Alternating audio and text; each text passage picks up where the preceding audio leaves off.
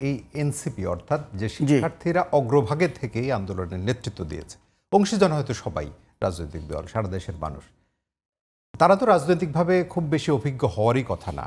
সেই জায়গা থেকে যারা পরিপক্ক রাজনৈতিক দল, তারা তাদের মাথার উপরে থাকার বিষয়টা উচিত ছিল, তাহলে হয়তো সঠিক পথে যেতে পারতো। মানে সেটি ঘটে নাই।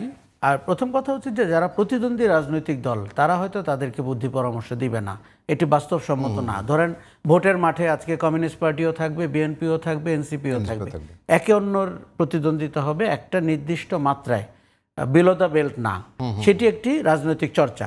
কিন্তু যেটি হতে পারতো যে তারা তাদের উপদেষ্টা, তাদের অভিভাবক, তাদেরকে পরামর্শ দেয়, রাজনৈতিক প্রজ্ঞা আছে এমন মানুষজনকে তারা জড়ো করতে পারলো কিনা। গত 10 মাসে আমরা সেটি দেখিনি। দেখুন, আপনি পরিষ্কার জানেন জুলাই আগস্ট কি করে ঘটেছে।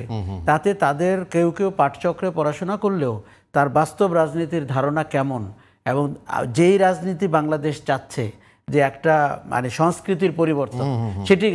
আর দ্বিতীয় হচ্ছে যে দেখুন, এই ছাত্র তরুণরা হয়তো নেতৃত্ব দিয়েছে, তারা কি সমস্ত তরুণ জনগণের ছাত্রদের প্রতিনিধিত্ব করছে কিনা, এই প্রশ্নটিও এখন বড় আকারে আসবে। আমার ধারণা নির্বাচনে এনসিপিকে আরো বড় প্রশ্নের জবাব দিতে হবে, এবং এমনও হতে পারে যে আমি তো সত্যিই চাই যে ওরা রাজনৈতিক শক্তি হিসাবে দারুণ করুক। বাংলাদেশে এই শূন্যতা রয়েছে যে বিএনপির বাইরে বা জামাত ইসলামের বাইরে একটি সেন্ট্রাল লেফট স্পেস কিন্তু খালি রয়েছে, কিন্তু তাদেরকে আমি দেখতে পাচ্ছি তারা সেন্ট্রাল রাইট হয়েছেন গত 10 মাসে। তাহলে নতুন রাজনৈতিক বন্দোবস্তের আসলে কি হবে, যে কথাটা বারংবার উচ্চারিত হয়েছে, এই নতুন রাজনৈতিক দল বলি, এবং জনাব আশরাফ কায়সার বলছিলেন যে এই যে পাঠচক্রের মধ্য দিয়ে যে ধারণাগুলো আসলো, সেটির কি হবে আসলে? তার মানে ট্র্যাডিশনাল ধারে আমরা যাচ্ছি কিনা? দেখেন, আসলে এই যে অভ্যুত্থান বলি আর যাই বলেন না কেন, সব কিছুই তো একটা ন্যারেটিভস, পলিটিক্যাল ন্যারেটিভস। এই ন্যারেটিভস আসে কোত্থেকে? মানুষের ভেতর থেকেই আসে। মানুষের মধ্যে যেই জায়গাটা আপনার ফোকাল জায়গায় গিয়েছিল, আমরা যদি আন্দোলনের চেহারার দিকে তাকাই, আন্দোলনের নাম কি ছিল? বৈষম্য বিরোধী। তাহলে বৈষম্যকে আমাদের ডিফাইন করতে হয় যে কোন কোন জায়গায় বৈষম্য ছিল। তা আমরা যারা রাজনীতির ছাত্র, আমরা মনে করি যে ছাত্র জীবন থেকে আমরা বৈষম্য বলতে প্রধানত মিন করেছি হ্যাভ নটস আর হ্যাভসের মধ্যে পার্থক্য। কেউ খাবে তো কেউ খাবে না, তা হবে না, তা হবে না। এই তো যারা আমাদের দেশের সংখ্যাগরিষ্ঠ মানুষ, যারা মেহনতি মানুষ, তাদের প্রতি কি বৈষম্য করা হচ্ছে, এবং এই মেহনতি মানুষের সন্তানরা তারা শিক্ষায়, চিকিৎসায়, বাসস্থানে তারা অধিকার পাচ্ছে কিনা। ফলে এই যে বৈষম্য বিলোপের যে কথা, এটি কিন্তু আন্দোলনের ফোকাল জায়গায় গিয়েছিল, এবং যে কারণে দেখবেন যে বৈষম্য বিরোধী ছাত্র আন্দোলন এই ধারায় বাংলাদেশের এমন কোনো তরুণ সমাজ বাকি ছিল না যারা এতে অংশগ্রহণ করে। একদমই তাই। তো ফলে আমরা যখন দেখলাম যে বৈষম্য শব্দটাই অভ্যুত্থানের পরে আস্তে আস্তে হাওয়ায় মিলিয়ে গেল, তার বদলে নতুন যে ডিসকোর্স যেটি আসলো সামনে, সেটি হলো কি বলা হলো এটা সেকেন্ড রিপাবলিক। এখন সেকেন্ড রিপাবলিক যে পলিটিক্যাল ডক্ট্রিন, এটা কিন্তু সাস্টেইন করলো না। বলা হলো এটা একটা রেভলিউশন। রেভলিউশন মিন করলে পরে রেভলিউশনের ডেফিনেশনও এটা কিন্তু সাস্টেইন করলো না। তাহলে একটা পলিটিক্সের ডিসকোর্স যখন শুরুতেই যখন এটা খারিজ হয়ে যায়, যখন পলিটিক্সের ডিসকোর্সটা অন্য জায়গায় চলে যায়, এক ধরনের মতাদর্শিক শূন্যতা তৈরি হয়।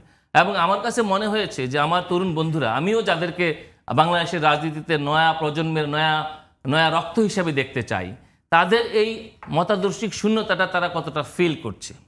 এবং আমি তো মনে করি আসলেই বাংলাদেশের রাজনীতিতে একটা সেন্ট্রাল লেফটের একটা জায়গা, একটা ঘাটতি সেখানে কেউ পূরণ করতে পারে না এতদিন, সেটা পূরণ করা যেত। এবং আরেকটি আপনি দেখেন, আন্দোলনের আরেকটা ফোকাল জায়গা ছিল কোটা নয় মেধা। তাহলে আপনি দেখেন এখন যে পদায়নগুলো হচ্ছে বিভিন্ন জায়গায়, এই যে বিভিন্ন মাঠ, হাট, ঘাট ইত্যাদি যারা জবরদখল করছে, তারা কিসের জোরে দখল করছে? মেধার জোরে না দলীয় কোটার জোরে? বিভিন্ন জায়গায় ডিসিএসপি বদল যেগুলো হচ্ছে, সেগুলো কতটা মেধার জোরে হচ্ছে, কতটা আত্মত্যাগের মহিমায় হচ্ছে, আর কতটা কোটার জোরে হচ্ছে। ফলে অলিখিতভাবে কিন্তু দেশে এক ধরনের কোটাতন্ত্র চলছে। অভ্যুত্থান কিন্তু এই কোটাতন্ত্রের রাজনীতিটা দেখতে চায় নাই, কারণ কোটাতন্ত্রের অবসানের জন্যই অভ্যুত্থানটি হয়েছিল।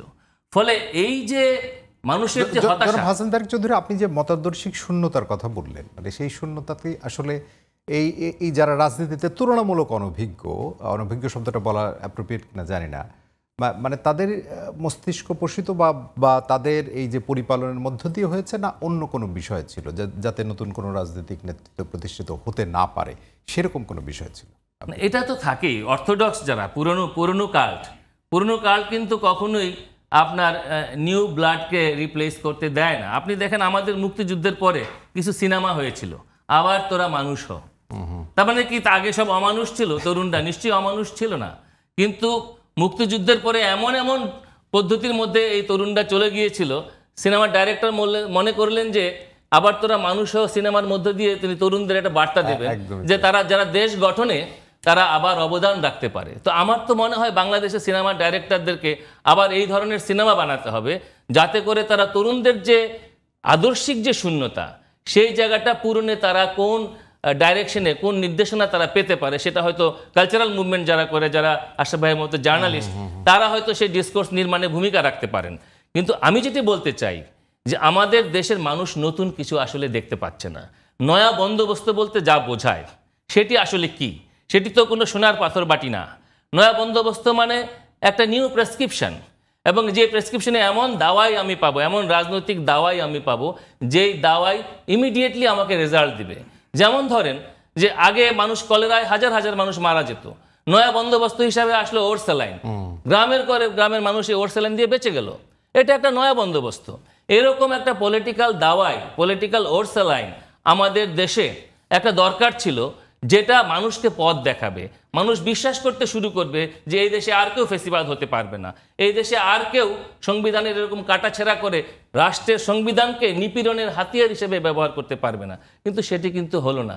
আমি সুপ্রিম কোর্টে আইন চর্চা করি, আমরা সেখানে দেখেছি আদালত কক্ষে যে ঘটনা ঘটছে, সে ঘটনা থেকে কিন্তু নতুন বন্দোবস্ত দেখা যাচ্ছে না। বিভিন্ন আইনজীবী সমিতিগুলোতে নির্বাচনই হতে দেয় না, অথচ যেই ভোটের জন্যই আমরা লড়াই করলাম। তো এই জন্য আমি মনে করি যে আজকে শুধুমাত্র আমরা যারা মনে করি যে যেনতেন উপায়ে একটা নির্বাচন করার মধ্য দিয়েই যে অভ্যুত্থানের আকাঙ্ক্ষা পূরণ হবে, তা কিন্তু না। আসলে নির্বাচন একটা অভিপ্রায়, এবং সেটার সঙ্গে যারা জড়িত সকলকে তাদের অ্যাক্টিভিটিজের মধ্য দিয়ে প্রমাণ করতে হবে যে অভ্যুত্থানের স্পিরিটের সঙ্গে তারা বিশ্বাসী। আমরা